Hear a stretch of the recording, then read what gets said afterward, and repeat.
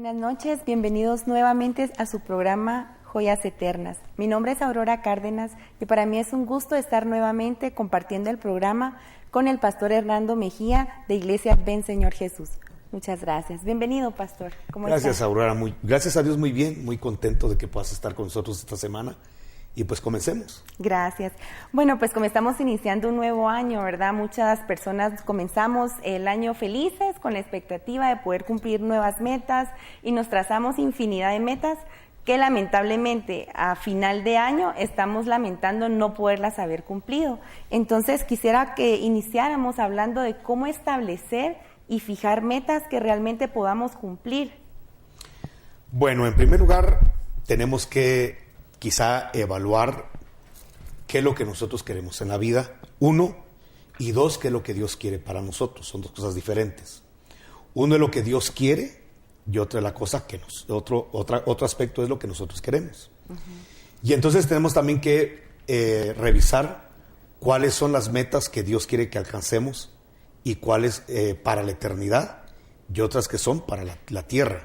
Uh-huh. Porque Dios nos ha trazado metas muy grandes que trascienden a la eternidad y otras que van a ser temporales porque es mientras estemos en la tierra. Recordemos que nosotros ya somos eternos. Uh-huh. Entonces, si vamos a hablar de metas y trazar una visión futura, no solamente tenemos que hablar de las metas que vamos a alcanzar aquí en la tierra, sino las que tenemos que alcanzar para la vida eterna. Y son dos cosas que sería bueno evaluarlos en este espacio. Uh-huh.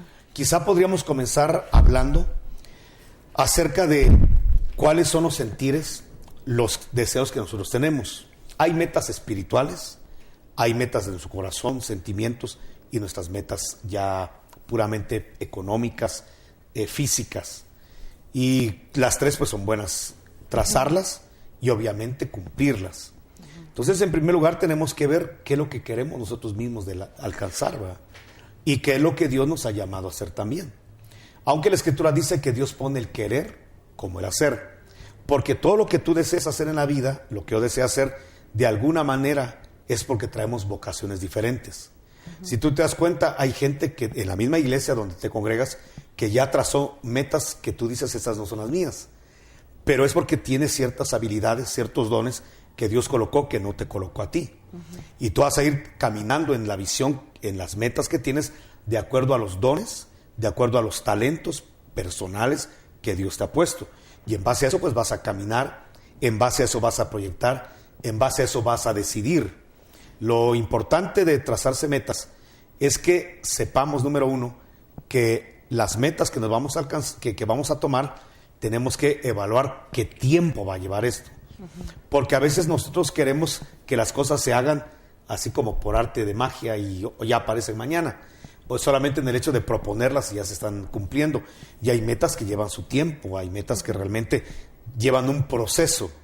Y esas son las metas delicadas porque a veces nos aburrimos, nos cansamos, hay distractores. Y entonces en ese enfoque podemos ir diluyendo la meta, la visión y terminar haciendo otra cosa totalmente diferente o sencillamente abandonar el proyecto. Entonces, cuando un proyecto tiene un proceso, tenemos que estar dispuestos a que en ese proceso hay sacrificios, en ese proceso hay obstáculos, en ese proceso hay incluso adversidades y gente que va a querer incluso hasta desanimarnos, porque lamentablemente estamos rodeados de gente que a veces cuando uno le quiere trazar la visión, uh-huh, la meta de lo que uno quiere alcanzar, como las ven muy, muy ambiciosas, las ven muy grandes, en la falta de fe, como no tienen el impulso que tenemos nosotros, pueden querer desanimarnos. Uh-huh. Y entonces que podamos abortar nosotros proyectos que estamos empezando. Y algo que tiene que acostumbrarse a hacer el cristiano, y sobre todo ustedes los jóvenes, es aprender a que si abren un ciclo, tienen que ver la forma de cerrarlo. Uh-huh. Nunca dejar ciclos abiertos, sino ver la forma de cerrar ciclos. Si vas a empezar la universidad, termina la carrera. Uh-huh. Si vas a comenzar una empresa, termina, o sea, tienes que aprender a terminar procesos y no abandonar las cosas a la mitad. Por eso, antes de empezar algo, dijo Jesús, primero hay que evaluar si tenemos las herramientas para terminar.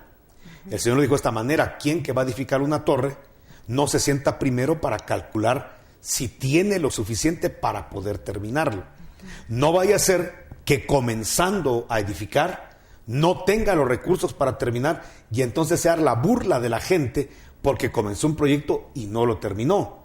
Entonces, si vas, por ejemplo, a la universidad, tienes que ver, ¿tienes el tiempo? Porque si estás ocupada en tu empresa, en el negocio que vas a abrir, a lo mejor no tengas tiempo para estudiar, o al revés. A lo mejor si tu meta es ser profesional, no te metas a un trabajo donde sabes que el trabajo te va a diluir de la meta y el propósito que tienes. Lo importante es que evaluemos prioridades, que es más importante. Emprendamos, pero eso sí, media vez emprendiste, tienes que terminar, porque si no, dice la Escritura, vas a hacer la burla de otros. Por eso, antes de empezar un proyecto, evalúa. Y eso lo está hablando el autor de la fe. Porque a veces cuando tú lees ese pasaje, parecería que el Señor se está oponiendo a los actos heroicos de fe. En el sentido que hay mucha gente que dice, usted métase, y ya Dios lo va, a respaldar. Pero no es lo que Jesús, el autor de la fe, dice. El autor de la fe dice que primero calcules para ver si tienes para terminar el ciclo. Entonces, nunca aventures algo si no sabes que tienes el tiempo, los recursos, las herramientas para poder terminar el ciclo. Porque algo muy feo y que causa mucha insatisfacción conforme van pasando los años es voltear a ver atrás y ver una cantidad de proyectos que empezaste, pero que nunca los terminaste. Y ahí es donde se diluye, pierdes mucho el tiempo, se pierden recursos y al final no se logra nada. Entonces, mucho cuidado con eso, y creo que Jesús nos enseña cómo poder hacer un proyecto. Primero, sentarnos en frío, no en emociones, porque ¿sabes qué pasa, Aurora? Que a veces decidimos cuando estamos muy emocionados. Yo lo voy a hacer, está empezando un año, y hasta con una copa de champán sin alcohol, ¿verdad? Y entonces la gente se levanta y dice, este año voy a hacer esto, pero está muy emocionado. Pero realmente no se ha sentado a ver si tiene los recursos, el tiempo. Es el tiempo propicio para hacer las cosas. Entonces hay gente que tiene que primero sentarse antes de comunicar que va a hacer algo y comenzar algo. Primero tiene que ver si realmente hay el recurso tiempo, recurso dinero, recurso familia, o sea, depende del proyecto para poder hacer lo que quiere hacer. Gracias, Pastor. Pues sí, es muy importante poder checar y revisar eso, ¿verdad? Porque las metas ciertamente son medibles. O sea, uno puede decir, bueno, voy a comenzar a ir al gimnasio, y esa es la meta y me quiero enfocar en eso, y pasa enero, febrero, llegamos a mayo, junio, y miramos que no la estamos haciendo, y en diciembre queremos hacer lo que no hicimos en todo el año. Entonces, las metas son medibles y uno puede ir checando si va logrando avanzar en la meta, ¿verdad? Otra cosa que me llama mucho la atención es la visión. O sea, nosotros tenemos que tener una visión fija, y las metas nos van a ayudar a cumplir esa visión que tenemos. ¿Cuándo o cómo podemos establecer una meta con sensatez? ¿De qué forma poder cumplir estas metas puede ser más fácil para nosotros? Quizá, bueno, hay muchos aspectos que hablar de esto, pero quizá uno importante es ver qué tiempo estoy viviendo. Por ejemplo, tú hablabas o yo creo que era el que hablaba, de una persona que quiere enfocar su vida a una carrera universitaria.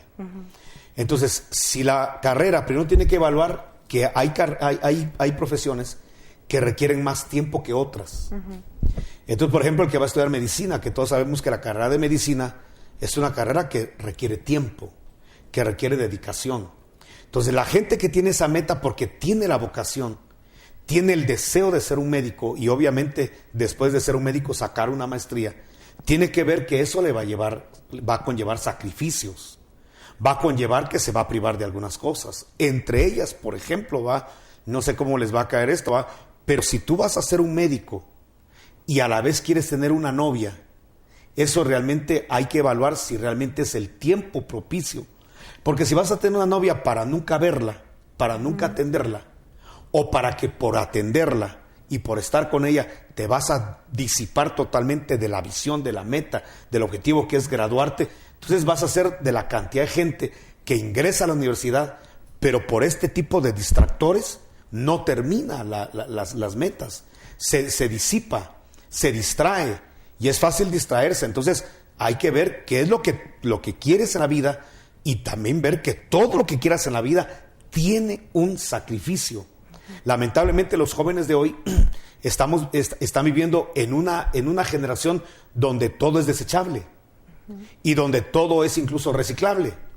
Entonces, lamentablemente, bueno, eso en los recursos está bien, pero no se puede llevar al terreno de toda la vida eso. Entonces, por ejemplo, ¿cuánto joven comienza una carrera universitaria, pero cuando ya ve las dificultades, que no va a poder ir al boliche, que no va a poder ir a patinar, que no va a poder ir a hacer ciertas cosas que estaba acostumbrado a hacer con sus amigos, y que otros que tienen otras profesiones o no las tienen, sí las pueden hacer? Entonces, de repente puede llegar a decir, bueno, yo prefiero la diversión a la carrera, distraerse de esta manera y abortar. ¿Y cuántos jóvenes comienzan en las universidades su primer semestre? Pero ¿cuántos cientos o miles de estudiantes realmente terminan? ¿Cuántos realmente salen con el título en la mano? ¿Cuántos? Hay gente que te encuentras en la calle, yo me quedé en el tercero, yo me quedé en el cuarto, en el séptimo semestre, noveno semestre. Te encuentras mucha gente así. ¿Pero por qué? Porque hay muchos distractores. Entonces, si realmente el joven de Dios se va a trazar una meta, tiene que saber que va a tener que tener sacrificios. Desde luego, más adelante viene la remuneración. Tienes que saber que de lo que hoy te sacrifiques, también vale la pena, porque más adelante va a haber una remuneración. Lo mismo que sembraste, lo vas a cosechar. Es decir, estás invirtiendo tiempo en algo, pero también va a llegar el momento en el cual así va a ser la gratificación, así va a ser la remuneración de lo que vas a tener. Entonces, invitar a los jóvenes, ya que estás sacando este tema, a que se proyecten a hacer algo este año, pero que sepan que es eso que se están proponiendo, por pequeño que parezca, conlleva sacrificios. Conlleva situaciones en las cuales hay que privarse de ciertas cosas, pero con el tiempo y sobre todo las cosas que llevan mucho tiempo son las que mejor se remuneran. A menor tiempo, a menor sacrificio, menores gratificaciones. A mayor sacrificio, mayor esfuerzo, obviamente vendrán mayores gratificaciones.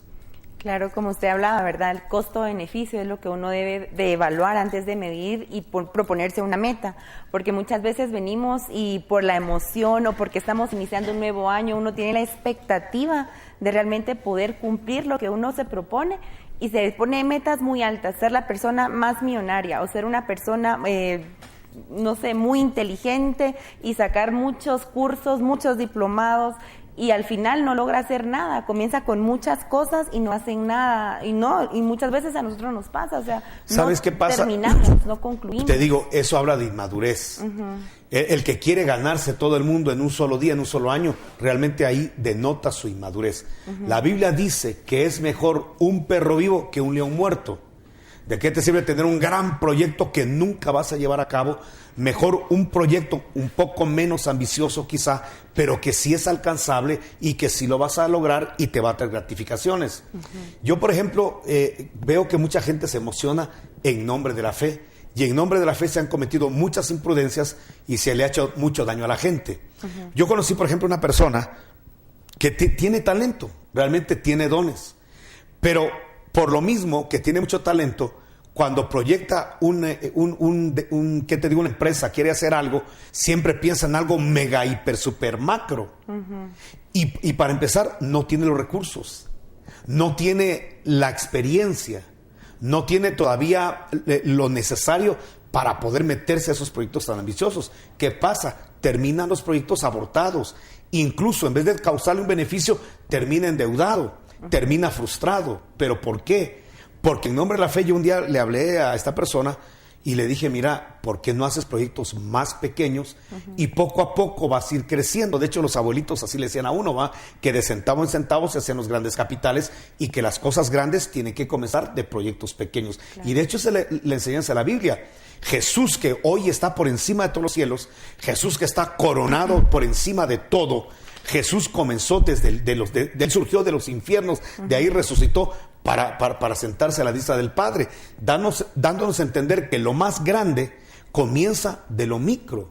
Si tú quieres algo macro, y qué bueno que todos querramos tener algo macro, tenemos que entender que nuestros inicios pueden llegar a ser muy sencillos, muy simples, pero que con el constante trabajo, con la dedicación, no perdiendo de vista los objetivos, haciendo bien uso de la administración de los recursos, vamos a poder alcanzar la meta que sea, pero desde luego va a llevar un tiempo. Entonces tenemos que entender eso, ¿va? Y estamos hablando de metas muy, muy terrenales. Hablabas tú del gimnasio, yo estoy hablando de profesiones, y está bien que hablemos de eso porque estamos en la tierra. Pero Dios tiene proyectos más ambiciosos para nosotros. Algo más allá de tener una buena figura o una buena salud. Algo más allá de tener un buen estatus financiero. El Señor nos habla de cosas eternas. Por ejemplo, nos llama a todos los cristianos a que tengamos como meta que podamos alcanzar la estatura del varón perfecto. Entonces, aquí viene la situación de que muchos cristianos ya se relajó y dejan de caminar, porque el problema de un hombre es cuando deja de soñar, cuando deja de ambicionar, cuando piensa que ya lo alcanzó todo, ya porque tiene una empresa, una profesión, cierta salud, ya se relaja y se descuida. Entonces, lo mismo le pasa al cristiano. El cristiano tiene metas eternas.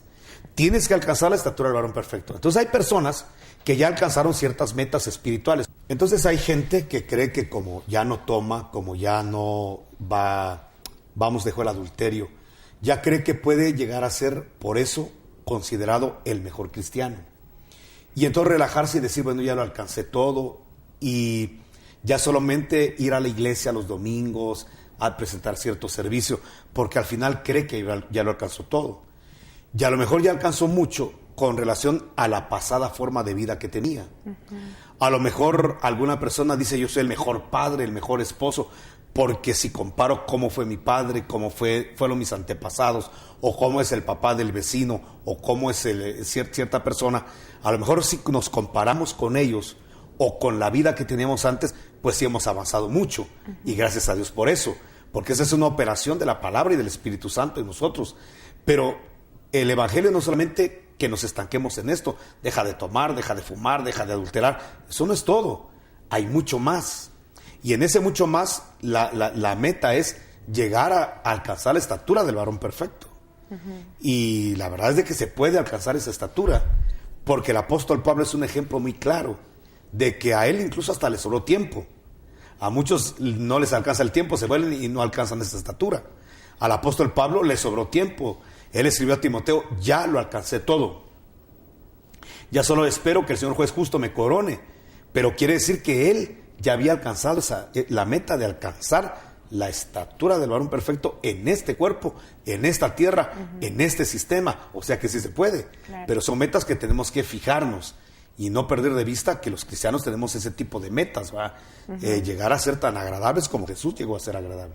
Claro, pastor, y es algo muy, muy importante que, o sea, como hablábamos hace un rato, que cada ciclo hay que cerrarlo, igual cada meta que nos plantamos, también tenemos que concluirla, ¿verdad? Y si no la logramos este año, porque probablemente las metas son mucho más largas, o sea, no importa si no fue en este tiempo, pero seguir intentando hasta poder lograr esa meta y no solamente, bueno, como no la logré, la dejo y voy con una segunda, porque si no logramos hacer una, tal vez probablemente no vayamos a lograr la segunda meta que nos hemos plantado. Creo que es muy importante y es muy eficaz que nosotros tengamos como un grupo de ayuda, ¿verdad? Para poder conseguir lo que queremos. Muchas veces lo tenemos, otras no, pero como familia también nos podemos plantar metas, ¿verdad? Y puede ser como que más fácil poder lograr esas metas si estamos todos unidos y como conjunto, ¿verdad? Como núcleo familiar. ¿Qué nos pudiera decir de eso? Mira, quizá el problema nuestro es de que corremos bajo un sistema del mundo, una corriente del mundo, y no en el sistema y en la corriente de Dios. Pero si tú revisas la Biblia, uno de los poderes grandes que tenemos los seres humanos radica en la unidad. Nosotros somos más poderosos mientras más seamos en el grupo. Entonces, el problema de las familias es que quizá viven bajo un mismo techo, duermen bajo un mismo techo, pero cada quien camina en una visión muy diferente, o cada quien hace lo que cree conveniente, pero no está el apoyo de papá ni de mamá. Es más, ni papá y mamá no saben ni qué hacen sus hijos, ni qué quieren de la vida a los hijos. Y de repente los hijos no saben ni a dónde quiere ir papá o mamá, porque quizá papá tiene sus metas, mamá tiene sus metas, cada hijo tiene sus metas, pero no se comparten esas metas. Y ahí es donde cada uno se debilita. Porque lo hermoso sería que tú llegaras a tu casa y le platicaras a tu familia lo que quieres hacer este año. Hacia dónde quieres proyectarte, incluso pedir consejo. incluso pedir ayuda. Entonces tú hablabas, por ejemplo, del gimnasio, que es un ejemplo muy sencillo. Ajá. De repente, miren, yo quiero proponerme este año ir al gimnasio, ayúdenme, apóyenme. Entonces, si se tiene una visión, entonces incluso asesórenme, aconséjenme. Entonces, cuando el miembro de la familia, porque todos en unidad van a apoyar ese propósito. Entonces, cuando ya de repente no te quieras levantar temprano, estés aflojando, entonces viene la familia, no, vamos, adelante, te apoyamos, te llevamos, te encaminamos o te financiamos. Lo importante es de que la meta que te propusiste la cumplas y no te distraigas por nada. Entonces ya no se vuelve una visión personal, sino una visión de familia. Y ahí es donde encontramos un poder fuerte. Ese es un ejemplo muy sencillo, pero hay metas ya más trascendentales que incluso el ejercicio por salud o por estética. Hay metas más trascendentales, pero cuando papá se siente, esta es mi meta, ¿cuál es la tuya? Bueno, entonces apoyémonos todos para que esas metas se lleven a cabo, se cumplan. Por ejemplo, la persona que dice, bueno, me voy a graduar de bachiller o de maestro en diversificado, y que todos se encaminen a eso. Entonces, supervisar cómo hacen las tareas, te ayudamos, a ver, repasa conmigo, veamos este método de estudio para que llegues adelante. No entiendes esto, pues a ver cómo entre todos te explicamos o contratamos a alguien para que te explique. La cosa es que tengas éxito en la meta que te estás proponiendo. Eso creo que es maravilloso cuando encontramos el poder de la unidad. En la congregación lo mismo. ¿Qué es lo que quiere el pastor? ¿Hacia dónde nos quiere llevar? ¿Qué meta vamos a tener para este año? Y que todos caminen en la misma meta. El problema es que si no tenemos unidad y alguien tiene una meta, por ejemplo, volvamos al ejemplo sencillo que pusiste del gimnasio. Entonces dicen, voy a ir al gimnasio, no vas a ir, ya vas a ver que no vas a ir. Entonces empieza el desánimo. Exacto. Y empiezan incluso a recordar los fracasos del pasado. Mira, pero si el año pasado lo mismo dijiste y no pasó. La semana pasada lo mismo dijiste. Entonces viene esa situación que en vez de apoyar, la misma gente, la familia, se puede volver en alguien que desanime. Entonces, porque no hemos encontrado o no hemos entendido el poder que Dios nos dejó en la unidad. Eso es como congregación, como personas. Y que también, pues gracias a Dios, hoy en día las ovejas están entendiendo que toda oveja necesita un pastor. Entonces, qué rico cuando contamos con el apoyo del pastor en los proyectos, en lo que queremos hacer, no solamente de la iglesia, sino lo que queremos hacer de nuestras metas personales. Y ahí es donde el pastor se vuelve también una persona importante en la vida de una persona, porque es el que apoya espiritualmente, el que ora, el que empuja, aunque sea con una llamada telefónica o llamándote, mira cómo vas en esta meta, en fin, sigue adelante. Entonces ya no solamente está la familia, sino que además está el pastor, el liderazgo de la iglesia y todo el mundo apoyando. Entonces creo que lo que nos ha faltado, y eso ayuda mucho para que una meta se cumpla, es el apoyo que uno pueda tener de la familia. Gracias, pastor. Por lo que estábamos hablando y compartiendo, ¿verdad? Hablábamos de que para trazar una meta, en primer lugar, no debemos tomar una decisión apresurada, ¿verdad? O una decisión solamente porque sentimos en el momento querer hacer cualquier cosa, sino que sentarse, planificar bien, tener en cuenta el costo que va a tener el realizar esa meta, porque definitivamente va a llevar mucho gasto físico, mucho gasto mental, mucho gasto en tiempo probablemente, pero también a lo largo del tiempo se va a recibir el beneficio. Otra cosa también que se puede concluir de este programa es que la meta debe comenzar también con un hábito, ¿verdad? O sea, queremos ahorrar 1,000 quetzales, queremos ahorrar 10,000 quetzales, debemos de comenzar al menos ahorrando 5 quetzales, ¿verdad? O sea, de poco en poco hasta formar el hábito para poder llegar a la meta que nosotros nos hemos propuesto y nunca dejarse vencer, ¿verdad? O sea, a veces las metas pueden ser un poco difíciles porque llevamos una vida haciendo las cosas probablemente incorrectas, pero como llegamos a fomentar eso, probablemente podemos llegar a fomentar que el hábito se cumpla, ¿verdad? Y que el hábito sea constante. No sé si usted nos quiere dar alguna una despedida para poder tener en cuenta que sí podemos llegar a formar y llegar a realizar las metas que nos hemos propuesto. Bueno, desde luego, como tenemos gratitud en el corazón y un amor entrañable al Señor, nuestras metas no solamente tienen que ser metas de tipo terrenal o de desarrollo personal. Tenemos que pensar en gratitud a Dios, en qué le vamos a servir este año. Entonces, parte de nuestra gratitud es servirle a Él. parte de nuestra experiencia de amor con Dios es de que nadie puede decir que ama a una persona si no le sirve.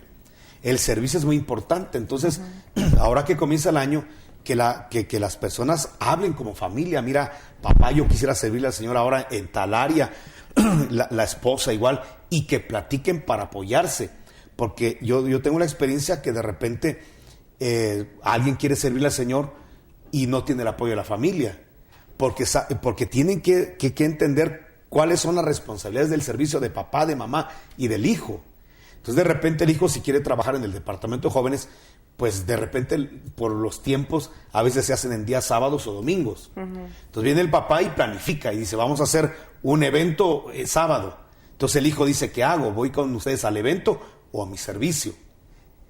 Pero entonces ahí es donde la familia tiene que entender, bueno, ¿qué vas a hacer este año? ¿Vas a servir? Te vamos a apoyar. Entonces, cuando hagamos proyectos, vamos a hacer proyectos, pero no vamos a tomar en cuenta los tiempos en los cuales tú vas a estar dedicado al servicio, en los cuales tú vas a estar dedicado en tus reuniones, claro, porque te vamos a apoyar. No que de repente queremos apoyar, pero con nuestras actitudes y actividades nosotros desanimamos a la gente que quiere hacer algo en la iglesia, en el servicio. Entonces, por eso te digo, hay que sentarse a agendar, hay que sentarse a hablar como familia. Las familias tienen que platicar, los jóvenes tienen que contar de qué se va a tratar este año, si van a querer tomar tiempo de sábados, de domingos, y que la familia entienda eso, quiere servirle al Señor, quiere perseverar en ciertos grupos, quiere hacer algo, bueno, apoyémoslo.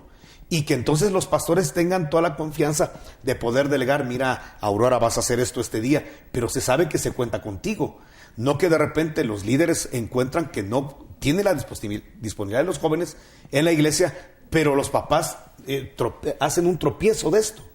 Y entonces, en vez de apoyar al hijo, de repente el hijo dice, mire, yo quiero, hermano, pero mi papá ahorita ya planificó tal cosa, ya dispuso tal cosa, mi mamá ya dispuso otra cosa.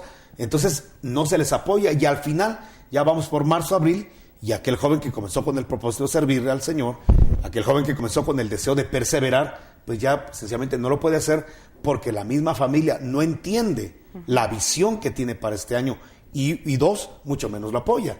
Entonces, algo muy importante, si queremos realmente cumplir una meta, necesitamos del apoyo y la comprensión de la familia que nos rodea. Lo mismo cuando un padre de familia, por ejemplo, quiere comprar un terreno, pero a veces hay que sacrificarse. Entonces está el hecho de que, miren, vamos a tener que sacrificarnos porque queremos un terreno y después construir una casita. Entonces, el proyecto terreno, pues entonces, si teníamos constantemente salidas a una cadena de restaurantes los fines de semana, pues ahora no lo vamos a hacer. Y no por eso vamos a estar enojados, aburridos en casa. No, vamos a la casa, vamos a ese gasto que se genera de ir a comer afuera, nos va a servir para comprar el terreno, para pagar una letra, para comprar cemento, hierro, etcétera. Pero toda la familia está impulsada en esto. Y no que de repente alguien en la familia esté enojado. ¿Y por qué estás enojado? Es que yo estoy acostumbrado a que vayamos a comer a tal lugar. Pero tiene que entender que es parte de la visión. Y por eso se tiene que hablar y compartir la visión en familia. Y que cada miembro de la familia apoye. Alguien dirá, ¿cómo puedo apoyar yo si soy un niño? ¿Cómo puede un niño apoyar? Muy sencillo, que solamente con que en el momento en que sale de su cuarto, del baño, apague la luz. Ya con eso está ayudando al gasto de la familia. Claro. Y como dijimos hace un momento, de centavo en centavo se hacen capitales grandes. Como así de gasto, de pequeñas fugas de dinero, hace que grandes capitales también se destruyan. Entonces, cuando entendemos eso y nos apoyamos todos, creo que podemos terminar las metas que nos proponemos con éxito, porque no es una meta particular. La Biblia dice ahí del solo. O sea que cuando alguien quiere agarrar una meta, pero está solo y no tiene el apoyo de los que ama, de los que vive y convive, va a ser muy difícil que lleve a cabo esas metas, ¿verdad? Muchas gracias, Pastor. Entonces, esperamos poder verlos en otro programa. Estamos muy contentos de poder iniciar este año con grandes expectativas y más que todo, saber de que podemos cumplir lo que nos hemos propuesto, ¿verdad? Siempre de la mano de Dios, saber que nosotros tenemos que poner de nuestro lado y probablemente lo vayamos a hacer. Muchísimas gracias y los esperamos en otro programa.